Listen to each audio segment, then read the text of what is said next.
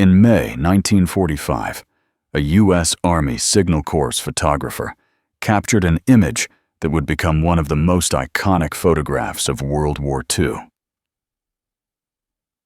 Liberation, it showed an American prisoner of war just freed from a German POW camp, standing at the entrance gates with his arms raised in what appeared to be pure jubilation. His face was turned toward the sky, mouth open, as if shouting with joy. Behind him, other liberated prisoners celebrated. The photograph was published in Life magazine with the caption, "Freedom at last. American POW celebrates liberation." For 79 years, this image represented hope, survival, and the triumph of the human spirit. It hung in museums, appeared in history textbooks, and symbolized the end of captivity and the beginning of new life. But in March 2024, a military historian, examining newly declassified Red Cross records, made a discovery that completely changed the meaning of this photograph. The man wasn't celebrating. His arms weren't raised in joy, and what he had lost in the final days before liberation was so devastating that the truth had been deliberately hidden for nearly 8 decades. This is the story of Captain James Mitchell, one photograph, and a tragedy that transforms celebration into something far more complex and heartbreaking. Let's begin. The photograph was taken on May 2nd, 1945, at Stalag 7A near Moosburg, Germany, approximately 20 miles northeast of Munich. The camp had held over 76,000 Allied prisoners when it was liberated by the U.S. 14th Armored Division on April 29, 1945, just 9 days before Germany's surrender. Army photographer Sergeant Robert Lawson had been assigned to document the liberation. His photographs would provide evidence of camp conditions, document war crimes, and capture the emotional moment of freedom for thousands of prisoners who had endured years of captivity. Among the hundreds of images Lawson captured that day, one stood out immediately. It showed a skeletal American officer in tattered uniform standing just outside the camp's main gate. The man's arms were raised high above his head, his face turned upward toward the sky, his mouth open in what appeared to be a shout or cry of joy. Behind him, other prisoners waved at the camera, smiled, embraced each other. The scene radiated relief and celebration. Lawson's field notes, written on the back of the photograph, identified the subject. Captain James R. Mitchell, U.S. Army Air Forces, age 28, from Cedar Rapids, Iowa. Shot down over France, June 1943. Held captive, 23 months. Photographed moments after liberation. The photograph was processed, cleared by military censors, and released to American media in June 1945. Life magazine published it in their July 2nd, 1945 issue with a full-page spread. The caption read, "Captain James Mitchell raises his arms in jubilation as American forces liberate Stalag 7A. After nearly 2 years of captivity, American prisoners finally taste freedom." The image became iconic. It appeared in newspapers across America. It was used in war bond campaigns. It represented everything Americans wanted to believe about their soldiers, that they had endured, survived, and emerged ready to celebrate life and freedom. Captain Mitchell was briefly interviewed by military public affairs officers in June 1945, shortly after his return to the United States. The interview was superficial. He confirmed he had been shot down over occupied France, captured by German forces, and held at multiple POW camps before ending up at Stalag 7A. He said he was grateful to be home and looking forward to reuniting with family. The interview was published in his hometown newspaper, the Cedar Rapids Gazette. Then, Captain Mitchell disappeared from public view. He declined all interview requests. He didn't attend veteran reunions. He refused to speak about his experience. When the Cedar Rapids Gazette tried to do a follow-up story in 1950 for the 5th anniversary of liberation, Mitchell's family politely declined on his behalf, stating that he preferred to move forward rather than revisit the past. This wasn't unusual. Many veterans refused to discuss their wartime experiences, particularly those who had been POWs. The trauma was too deep. The memories, too painful. Historians and journalists respected their privacy. But in March 2024, Dr. Catherine Walsh, a military historian at the National WWWI Museum in New Orleans, was researching newly declassified International Red Cross records from 1945. These records documented prisoner exchanges, death notifications, and camp conditions that had been sealed for 79 years under international privacy agreements. While cross-referencing Red Cross records with U.S. Army liberation documentation, Dr. Walsh found a file marked Mitchell, James Robert, Captain, USAAF, with a notation that made her pause. Special circumstances. See supplementary documentation. Classification. Restricted. What she discovered in that supplementary file would completely recontextualize the famous photograph and reveal why Captain Mitchell had spent 79 years refusing to discuss his liberation.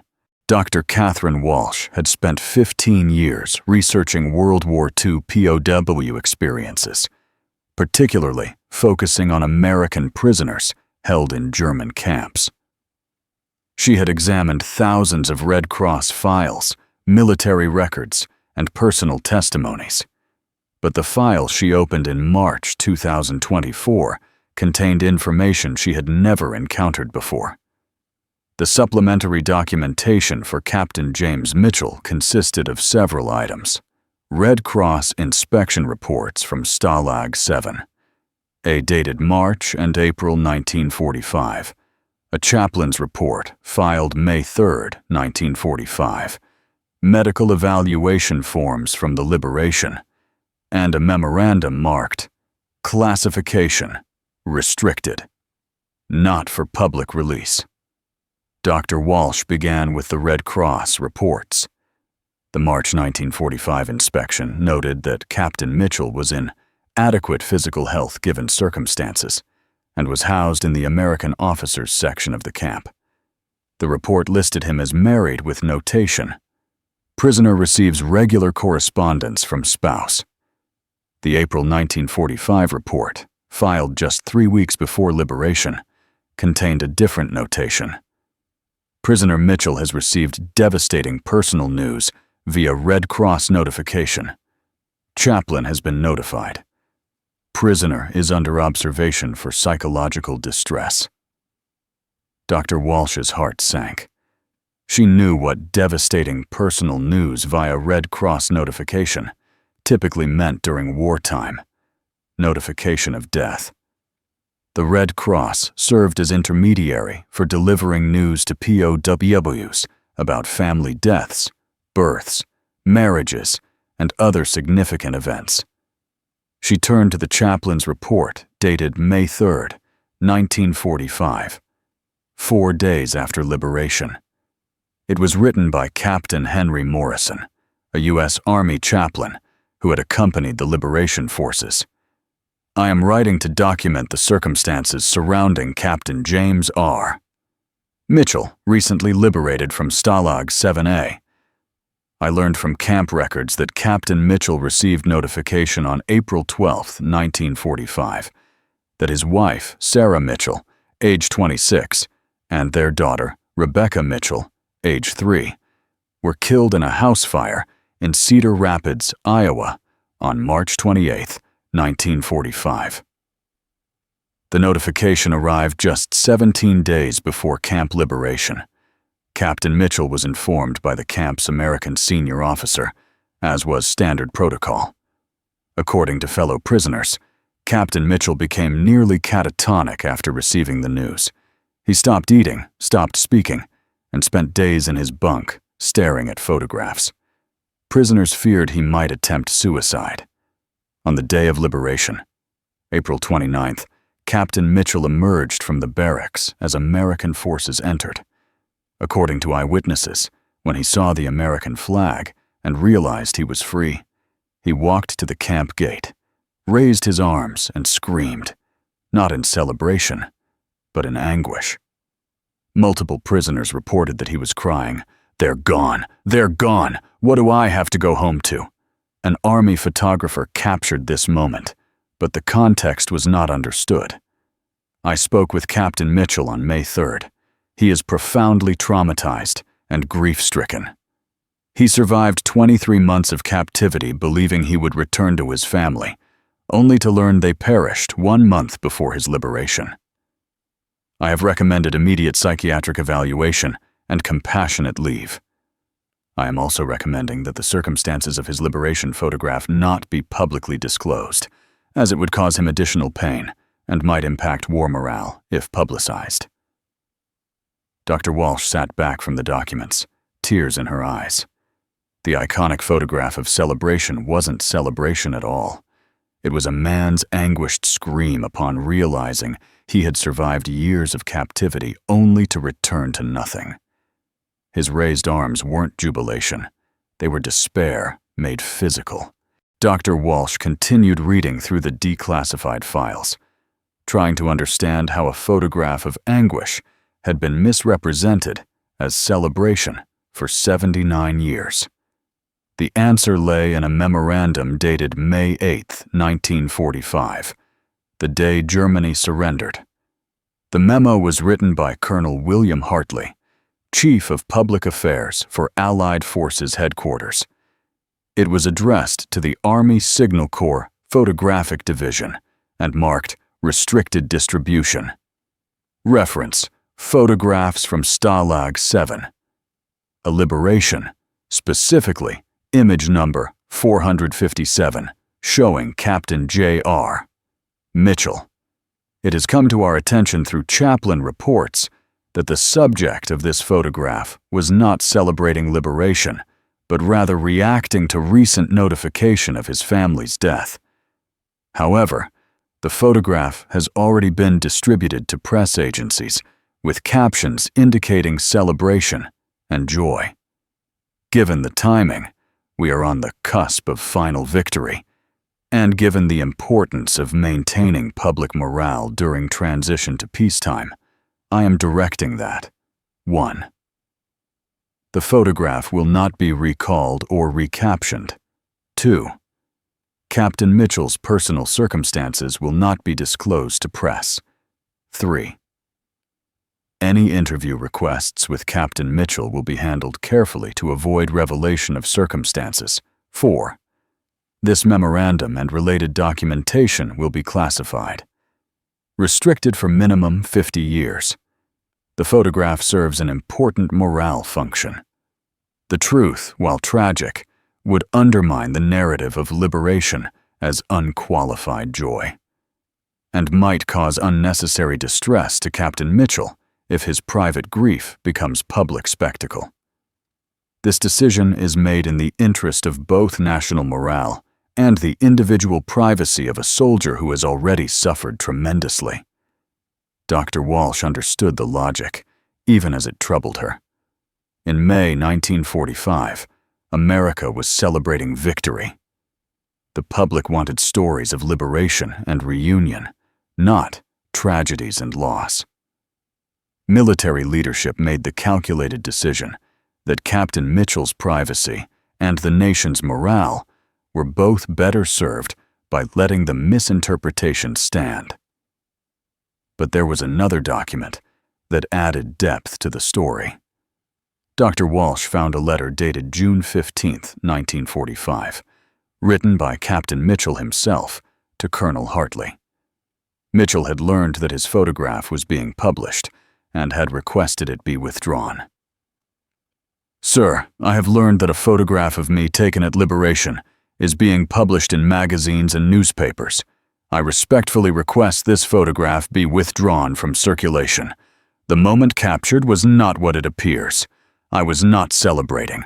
I was screaming in grief, having just learned my wife and daughter perished while I was imprisoned. To have this moment of private anguish presented as public celebration is deeply painful. I understand this request may be difficult to accommodate, but I ask for mercy in this matter. Colonel Hartley's reply, dated June 20th, 1945, was brief. Captain Mitchell, I sympathize with your circumstances and your request.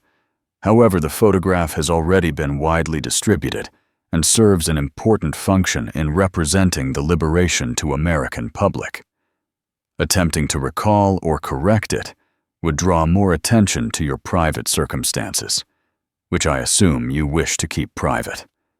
I believe your best course is to decline all interview requests and allow the matter to fade from public attention. Please accept my sincere condolences for your loss. Mitchell followed this advice. He refused all interviews, avoided all publicity, and spent the rest of his life letting people believe the photograph showed celebration. He carried the truth alone. Dr. Walsh wanted to understand what happened to James Mitchell after the war. She traced him through military records, census data, and public documents. What she discovered was a life shaped entirely by loss and grief. Mitchell was medically discharged from the Army Air Forces in August 1945 with full disability benefits due to service-connected psychiatric disability resulting from POW experience. Military psychiatric evaluations described him as suffering from severe melancholia, survivor's guilt, and traumatic grief complicated by prolonged captivity.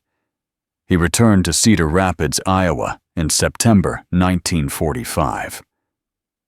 The house where his wife and daughter had died had been demolished after the fire. Mitchell purchased a small apartment and lived alone. He took a job as a warehouse clerk, work that required minimal social interaction and no discussion of his past. Cedar Rapids Gazette archives showed that Mitchell attended the funeral services for Sarah and Rebecca, which had been held in April 1945, while he was still imprisoned. The graves had been maintained by Sarah's family in his absence. Mitchell visited the cemetery regularly, according to later interviews with cemetery staff, but he never spoke to anyone there. Mitchell never remarried.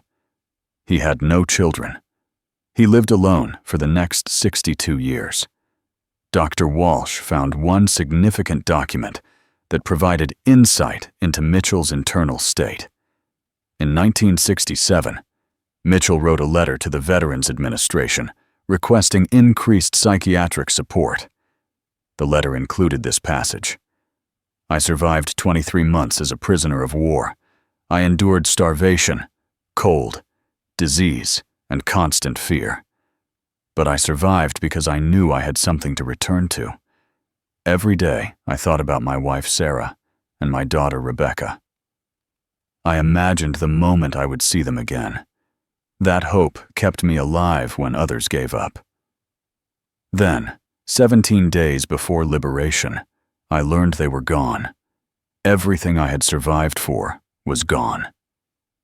I was freed on April 29, 1945, but I have never felt free. I am still imprisoned by that moment when I realized my survival was meaningless. There is a photograph of me at liberation that people think shows celebration. It shows the moment I understood that surviving had been pointless. I have lived with that knowledge for 22 years, and I will live with it until I die. The letter was heartbreaking in its honesty.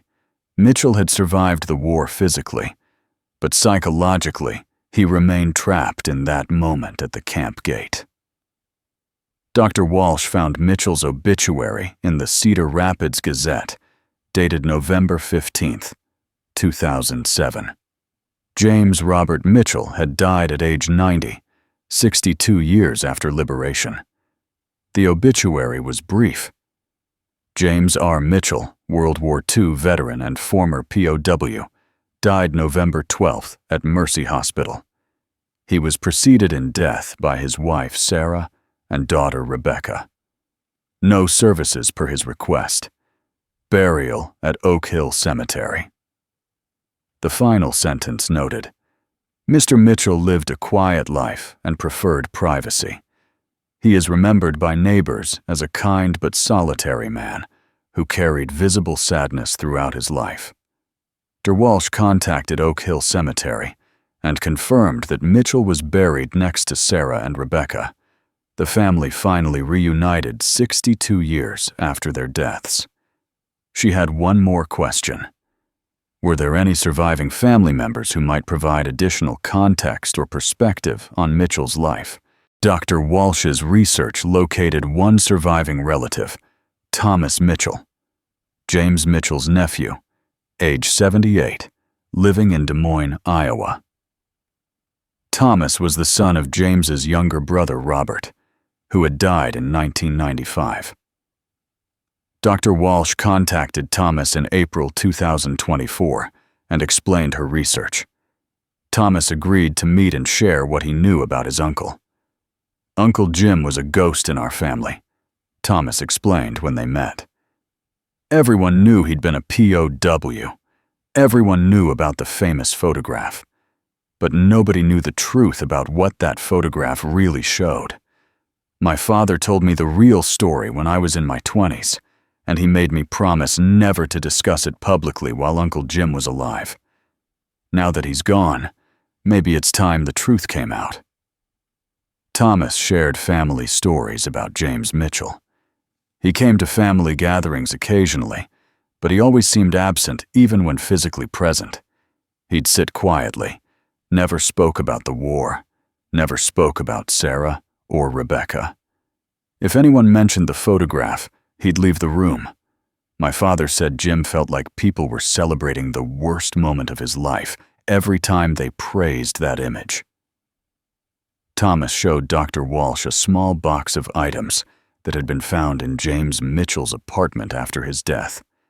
Inside were 3 photographs: a wedding photo of James and Sarah from 1940, a photo of 3-year-old Rebecca from Christmas, 1944, taken 3 months before her death, and a small snapshot of James in uniform holding baby Rebecca, dated 1942, taken before he deployed overseas.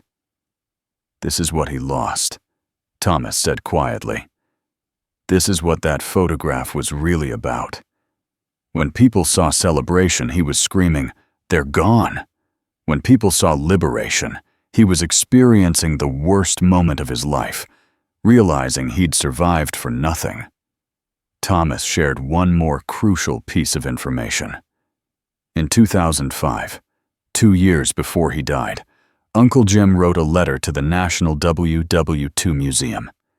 He was 93 years old and knew he didn't have much time left. He wrote that he wanted the truth about the photograph documented after his death. He said, "I've lived my whole life with people thinking that photograph showed the happiest moment of my life. It showed the worst. Before I die, I want someone to know the truth." Dr. Walsh verified this. The letter had been received by the museum in 2005 and filed in their archives, where it had remained until Dr. Walsh's research connected it to the newly declassified Red Cross files. In May 2024, Dr. Walsh published her findings in the Journal of Military History.